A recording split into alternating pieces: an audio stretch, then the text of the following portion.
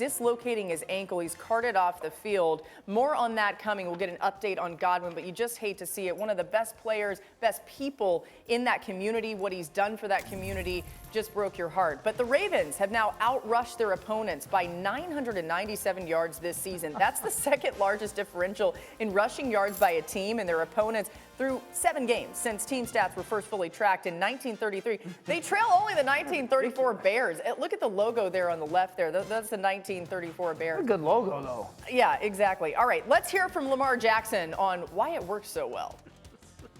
Nah, I'm chasing something right now, so each and every game is going to be the same thing for me. Like, I'm going to be the same person. Every game I'm trying to win. So I don't even worry about the old year, like years prior. You know, I'm focused on right now. And us just being 5-2 don't really matter. We just trying to be 1-0 each and every week we out there on that field.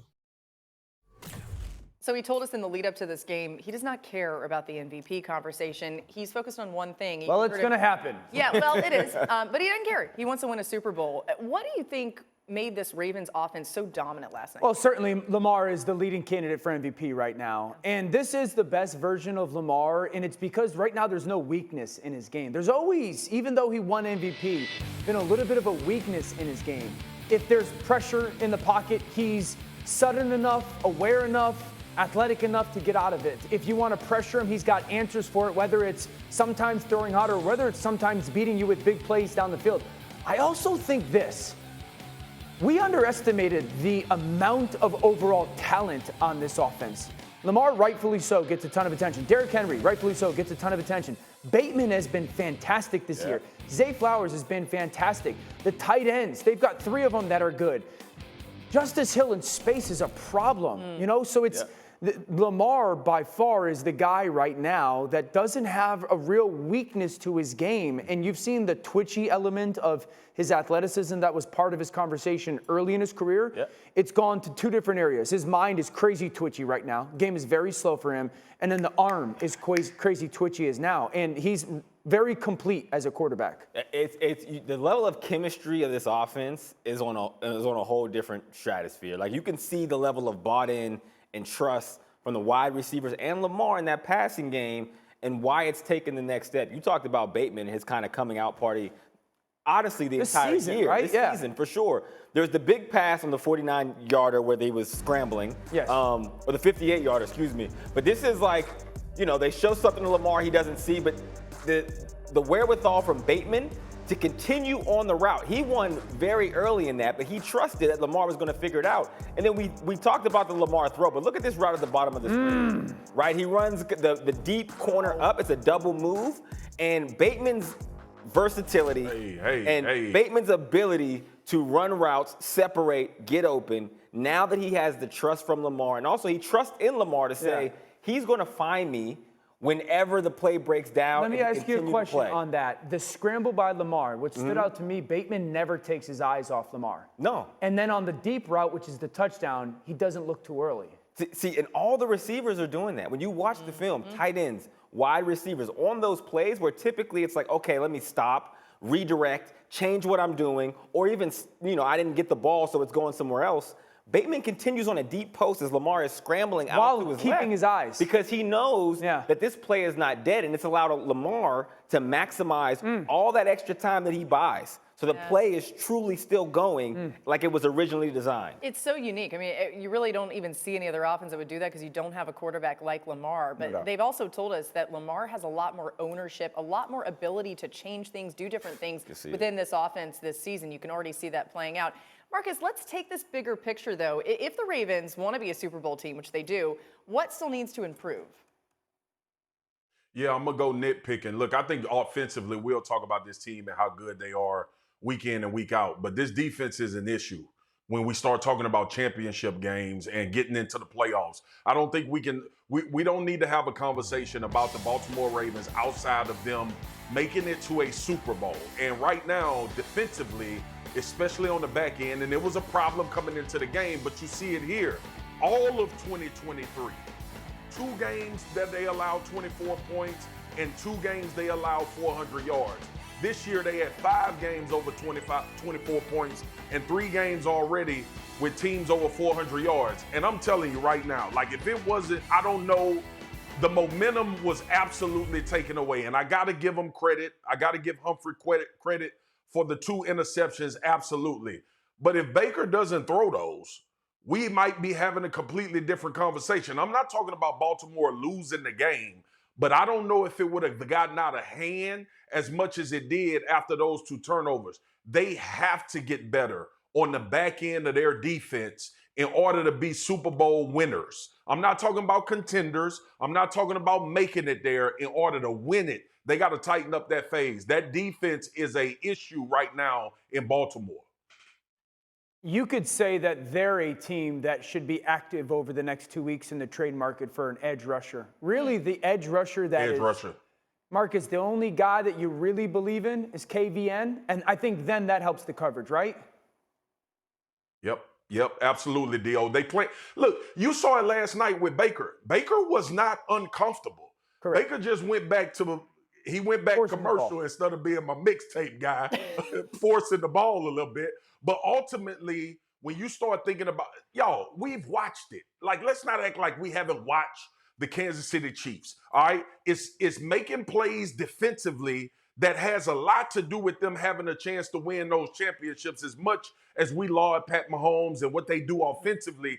Defensively is usually what it's going to come down to. Last year in the AFC Championship, might I remind everybody, for as good as they were defensively, they needed to get off the field one time, and they gave up a 40-plus yard pass to Marquez Valdez-Scantling. Those are the type of plays I'm talking about when we talk about winning Super Bowls, like Lamar playing this to do, as opposed to just being a really good team for a long time in the season and not reaching the ultimate goal. It was not fun to watch. Both Mike Evans and Chris Godwin have over 1,500 receiving yards in the last 2 seasons. They are the only team in the NFL with a pair of players with that many yards in the last 2 seasons. Marcus, how big are these injuries for the Bucs? Y'all, we watched the Bucs season or potential of them making a run in the playoffs go down the drain, I believe. And I hate to bring this sobering type of news after what we saw happen to Chris Godwin. For as much as I love what Mike Evans is, and I always talk about how I think he's underrated, about how we talk about him in the upper echelon and historically as wide receivers, with them expecting him back. Chris Godwin was the Deebo Samuel of this offense, though. He was the guy run after catch, big time screen game. His comfortability that he had with Baker, but you can go back to when Tom showed up. You could argue that Chris Godwin is the guy in critical situations that they make sure they get the ball in his hands. And I just believe you lose so much offensively without his presence being out there. Hopefully Mike can come back, and we know what type of threat Mike Evans is.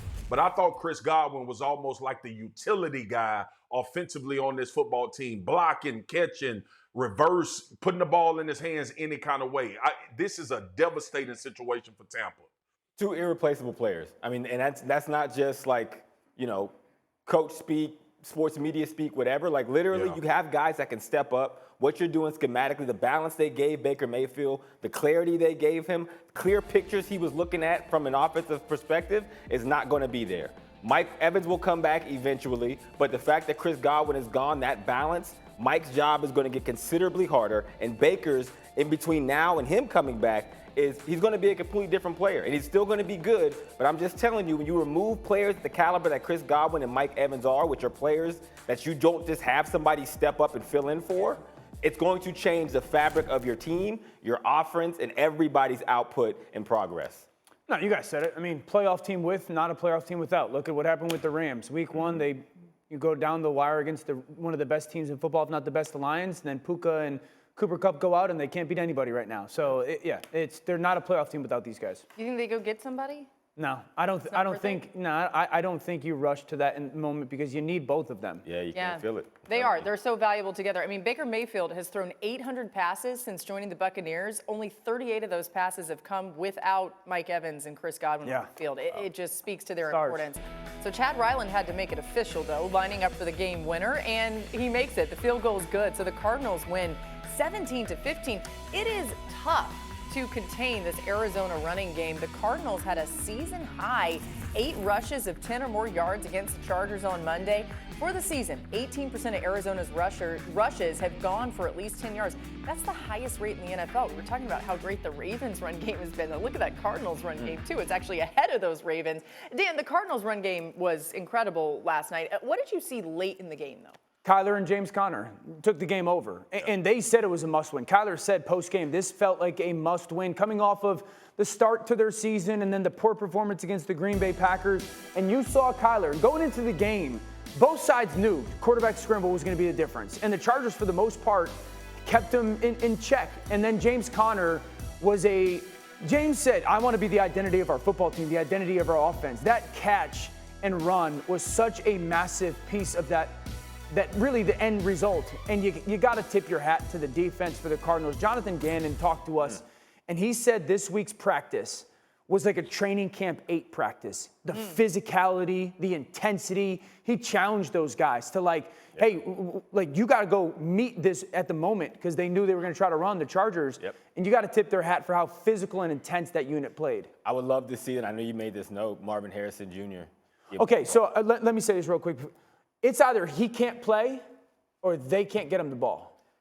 And I think it's the latter. When you watch the young man run, you're like, whew, he can go. Why can't they get him the ball, though? They get him in one-on-one, they don't throw him the ball. Then he gets doubled, and they force it to him. And that's the part I'm trying to figure out, because I was asked, how do you get him more involved? And the thing about Marvin Harrison Jr. is he is a talent that you don't have to scheme up. Yeah. He is a lineup when you get one-on-one. When you watch him run on the field level, it's impressive. It's special, man. Yes. And so I don't know if it's a scheme thing. I don't know if it's play calling. I don't know if it's quarterback. But they got to get him involved. And it doesn't take these little spurts.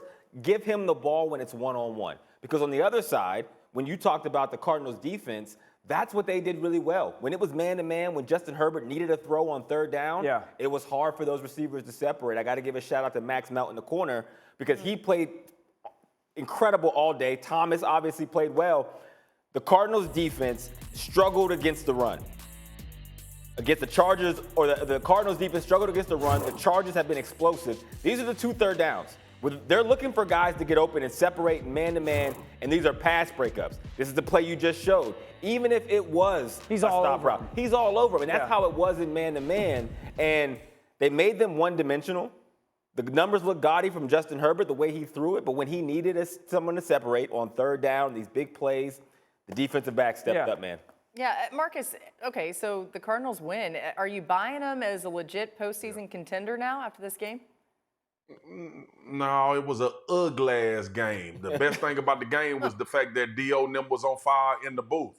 I want to ask Dan a question, though, Boogie, because I would love to get my analysis. We all saw James Conner, and we know Kyler Murray. Those two, I love the tight end McBride. But D.O., what is their plan offensively in Arizona beyond the run game? Because it looks both teams look disjointed offensively, and some of it may have had something to do with the defense. But as I'm looking, it seems like a bunch of what we've talked about in the past. A bunch of Kyler go make a play, and James Conner. And outside of that, it's like, okay, what's happening?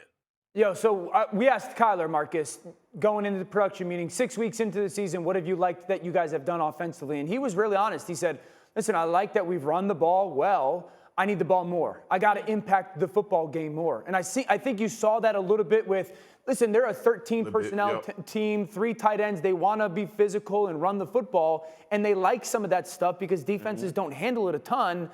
But that's why Kyler was intimating towards well, that doesn't put the ball in the best player's hands. So it's I think they're trying to find that balance of, Kyler having the ball a little bit more. Because if Kyler has the ball a little bit more, then maybe Marvin Harrison Jr. can impact the game a little bit more. But then you also don't want to get away from running the football on James Conner. So I think, Marcus, they're trying to figure it out and control the game, protect the defense, be explosive. To answer your question, though, that you asked Marcus, I don't think they have the depth, talent-wise, to get to the playoffs. Yeah.